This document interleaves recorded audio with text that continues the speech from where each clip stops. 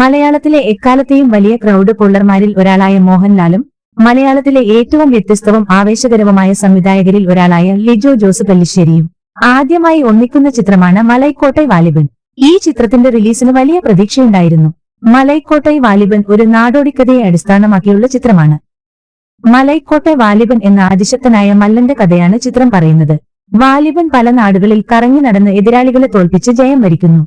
ഈ യാത്രയിലൂടെ വാലിബൻ തന്റെ ജീവിതത്തിലെ പല കാര്യങ്ങളെയും മനസ്സിലാക്കുന്നു. മോഹൻലാലിന്റെ വാലിബൻ അവതാരം കൃത്യമായി തന്നെ പ്രേക്ഷകർക്ക് മുന്നിലെത്തുന്നു.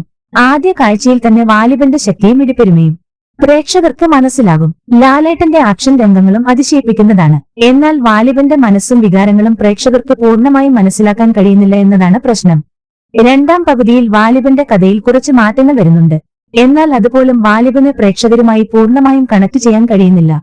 വാലിബന്റെ കഥയോടൊപ്പം ചിത്രത്തിൽ വരുന്ന മറ്റു കഥാപാത്രങ്ങളും പ്രേക്ഷകരുമായി കണക്ട് ചെയ്യാൻ കഴിയുന്നില്ല. ഇത് ചിത്രത്തിന്റെ ആദ്യ പകുതിയെ വിരസമാക്കുന്നു. എന്നാൽ ചിത്രത്തിന്റെ ട്രീറ്റ്മെന്റും ഛായാഗ്രഹണവും ശ്രദ്ധേയമാണ്.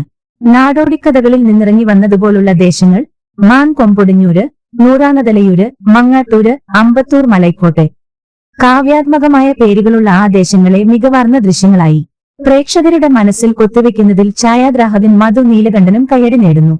മലയാള സിനിമ ഇതുവരെ അധികം എക്സ്പ്ലോർ ചെയ്തിട്ടില്ലാത്ത ഭൂപ്രദേശങ്ങളാണ് ചിത്രത്തിൽ കാണാൻ കഴിയുന്നത്. ചിത്രത്തിന്റെ ഏറ്റവും വലിയ പ്ലസ് പോയിന്റ് ഈ വിഷ്വൽ ലാൻഡ്സ്കേപ്പ് തന്നെയാണ്.